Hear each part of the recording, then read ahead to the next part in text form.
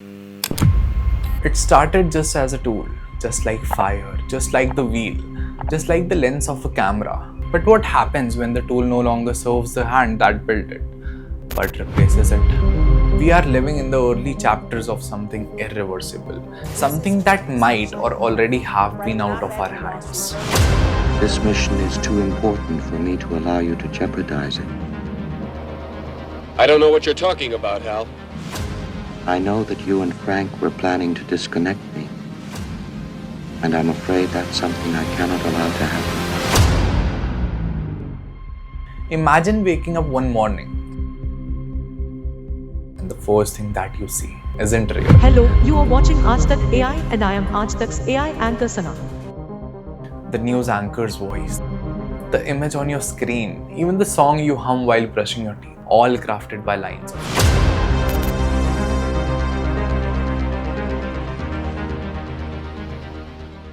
Welcome to the era of non-human intelligence, where art has no pulse. They call it progress, but this story isn't just about AI. It's about us, the artist, the storyteller, the last humans in the room. You know, the percentage of non-human intelligence is rising exponentially in this world. Devices now can read our eyes, track our focus, and map our thoughts. And a new world is being woven around us, where the line between physical and digital things are being vanished. From smart glasses to neurolinks, we are, merging ourselves with machines. And now, gradually, we are not using the screens. We are living inside the screens.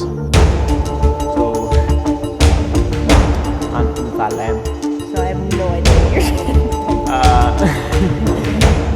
And there will be nowhere to escape. This integration may sound like liberation. No more limits, no more latency, just thought to action. I think the danger of AI is much greater than the danger of nuclear warheads by a lot. And nobody would suggest that we allow anyone to just build nuclear warheads if they want. That would be insane. And mark my words, AI is far more dangerous than nukes. Elon Musk once said that the threat of AI is more dangerous than nuclear war. And that isn't exaggeration. Because unlike nuclear, you don't need a government, a lab, or an army to build AI. All you need is a laptop and motive. And that's why experts believe that there are 99.9% chances that AI could wipe out humanity in the next 100 years. It sounds extreme, right? But isn't that exactly why we need to pay attention?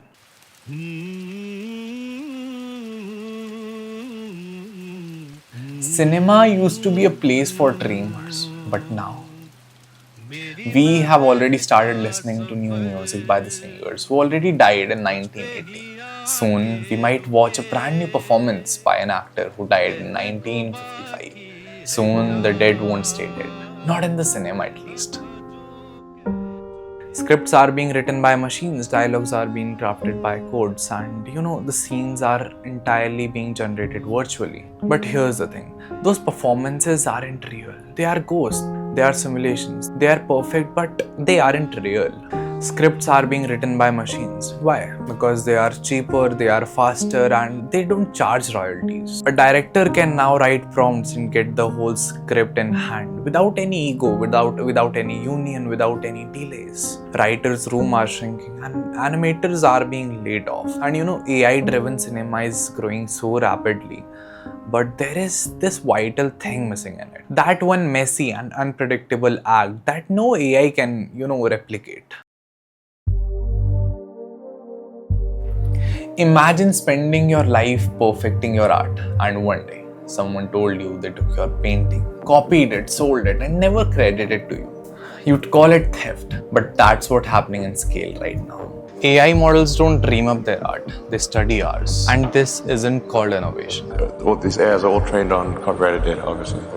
So you think it's a lie when OpenAI says that this is not, none of these guys say they're training on copyrighted data? That's a lie. It's a lie, straight up. It's straight up lie.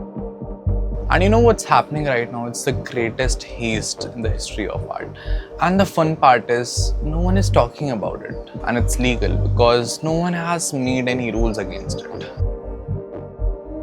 We have entered a race not just to innovate, but to break the rules before the rules are even written. And this isn't the future, this is now. And it's rewriting the rule of consent, art, and ownership. We might be living through the last decade of camera. One day soon, films may not be shot at all, just described to a machine. De-aging, voice cloning, reanimation. What once took millions of rupees in the film industry can now be easily created by a teenager in his or her basement. And that too in a minute. Pop star Taylor Swift and politicians such as US President Joe Biden and London's Mayor Sadiq Khan have all found themselves victims of deepfakes in recent months. And this isn't about entertainment, this is about trust. If we can't trust what we see, what we hear, then what should we trust then? History has shown us every time a new technology arrives, art evolves. And AI could democratize creativity. Imagine a child in rural India who can make film without even having a camera. And the real question isn't what AI can do, it's what we let it do. AI let you replicate voices, videos and whatnot. Mumbai की famous पानी पूरी ले लो सिर्फ 10 रुपए में इधर चले आइए हमारी पानी पूरी की गाड़ी के पास. And this isn't just about copyright, it's about identity, about consent. Imagine you're confessing something that you haven't confessed.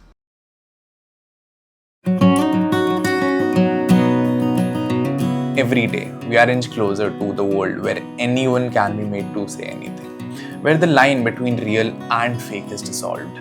It's not just about the paycheck, it's about the soul of creation. AI can replicate Van Gogh's style, but it can't replicate the pain in his brushstrokes. The magic of cinema is in the flaws, is in the imperfections. It's inside the human, not the algorithm. Bookstores are filling up. Vinyl is making a comeback. Magazines, film cameras.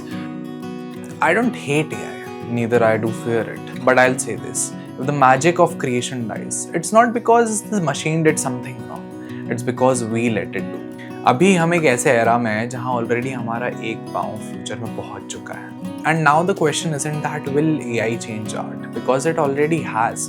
Now the question is, what will you do with it? Will you adapt, resist, collaborate?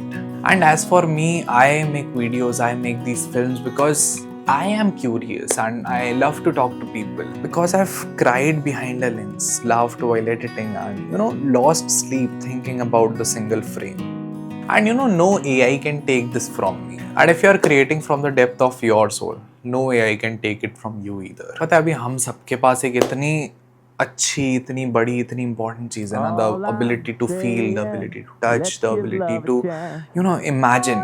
You just have to protect it, use it and expand it. Because in the world of artificial intelligence, being human is the last form of art that cannot be replicated.